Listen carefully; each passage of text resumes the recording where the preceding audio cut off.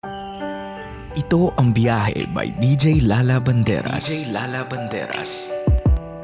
Hi love! Simulan na ang ating biyahe ngayong gabi na biyaheng di mo naiintindihan. Unang punto ng ating biyahe. Bakit ba siya nagalit? Bakit ba mainit ang ulo niya? Bakit ba parang ikaw pa ang may kasalanan? First thing that you have to consider kapag may mga taong ganito is that not everything is about you. Unfortunately for you though, ikaw ang napagbuntunan ng unnecessary feelings niya. But do not take it against the person. I mean, I understand mali yun, but give that person the benefit of the doubt.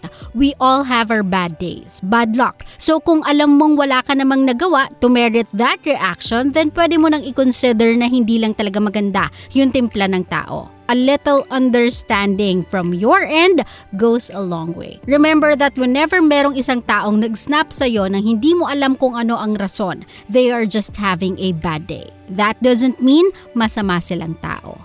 Klaro? Ikalawang punto ng ating biyaheng di mo naiintindihan. Not because you know something, it means you are an expert on it. Isa pang kadalasang rason kung bakit may mga pumapalpak o di nagkakaintindihan is because of the people na mamarunong, mamagaling.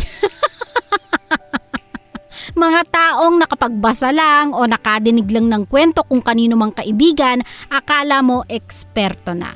Love, don't do that. Ika nga nila, no one likes a know-it-all. Kung yang naiisip mo ay hindi mo na-verify o hindi mo fully sigurado, please do not project like it is the absolute truth. Dahil kung yan ay crucial decision, you don't want to be blamed for it if things go south.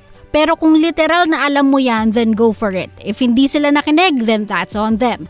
Always remember that the root of all misconception is misinformation. So if hindi ka sure, voice out your opinion, let them know na theory mo lang yon o hinala. Better yet, just shut it.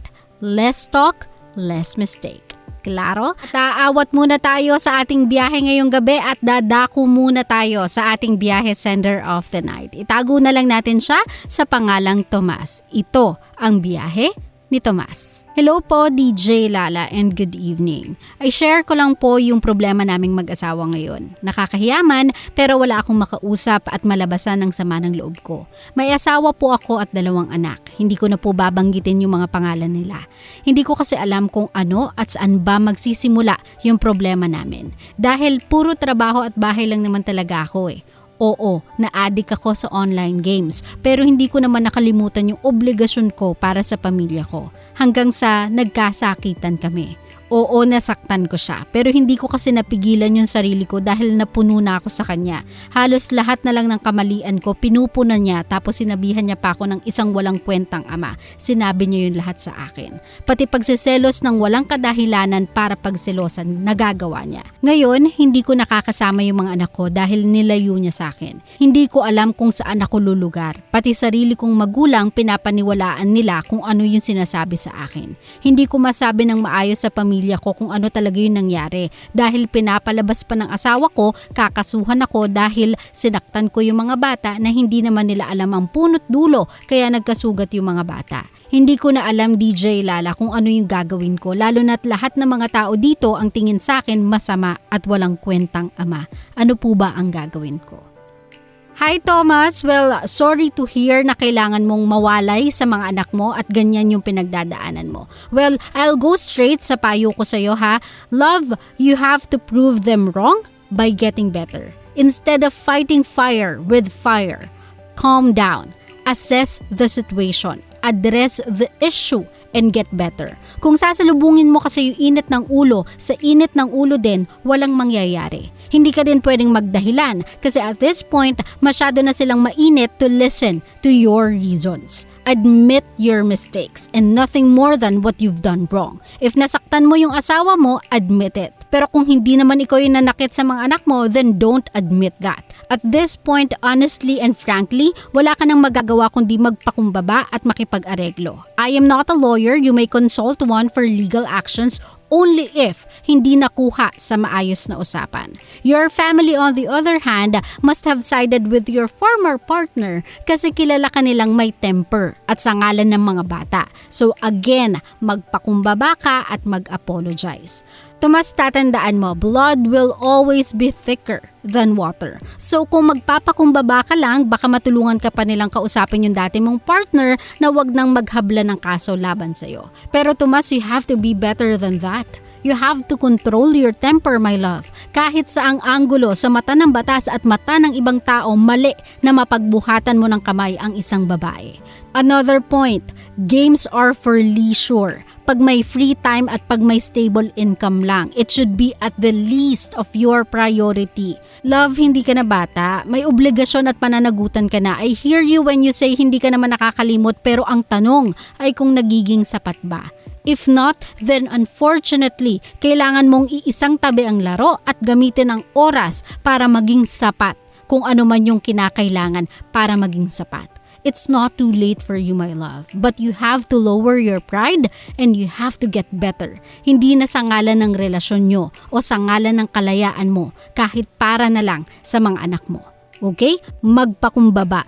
Apologize if you must and be a better father, if not a partner. Klaro? Well, sana natulungan kita sa pinagdadaanan mo, Tomas. I just hope maayos mo pa tong sitwasyon na to. I just hope hindi niya ituloy yung paghahabla sa'yo ng kaso. Just lower your pride, my love. Magpakumbaba ka lang. This is the moment wherein wala ka ng ibang kailangang gawin kundi mag-apologize at magpakumbaba. I cannot stress that one anymore. Magpakumbaba ka if you don't want to end up behind bars. Klaro? Nako, kung katulad ka ni Tomas, my love, meron kang pinagdadaanan at gusto mo ng payo, all you have to do ay mag-send ng iyong problema sa aking Facebook page, DJ Lala Banderas, or text our biyahe text line 0917-851-4329. Huling punto ng ating biyahe ngayong gabi na biyaheng di mo naiintindihan. Think before you text. Think before you act. Think before you say anything. Listening to someone, my love, is different from understanding them. Huwag kang makinig lang for the sake na mapagbigyan yung kausap mo. Makinig ka para umintindi. This way, you'll know what to say and how to react. Hirap kasi sa atin ngayon na uuna yung bugso ng damdamin eh. Wala nang research, wala nang isip-isip. Kung ano ang pumasok sa utak, buka ng bibig. Or in today's case, kung ano ang nasa isip, type agad, then enter. Love, if everyone in this world would pause a little and take time to think, malaki ang posibilidad na umunlad tayo. Seryoso. Mas magiging matalino kasi tayo this way eh. Mas mangingibabaw ang pagiging rasyonal sa emosyonal. So love, if you want to have a better relationship with the people you love, a better form of living, take time to think and assess. Huwag kang bira ng bira. Tandaan, ang latang maingay, walang laman. Klaro? Sa mga kabisyo natin, I think that's it for me tonight. Sana po natutunan ninyo kung paano umintindi. Okay? At syempre, if you like the show and you want to see or hear yung mga previous episode ng biyahe, all you have to do ay pumunta sa YouTube channel ng Love Radio Manila. Punta kayo sa playlist, hanapin nyo yung biyahe. Or you can simply follow me on my socials, DJ Lala Banderas on Facebook, Twitter, Instagram, Laika, and TikTok. O nakasama nyo po DJ Lala Banderas at ikaw ay nakinig sa aking programang biyahe, ang programang sakto. Klaro, diretso. Dito lang yan sa 90.7 Love Radio. GV lang, walang hate, puro love lang. Good night everybody. I'll see you guys again tomorrow. Bye! Love you! Always your number one SM radio station. Love Radio. Love, kung natuwa ka sa aming video, i-click mo na yung subscribe button at yung notification bell para naman notified ka sa mga bago naming videos.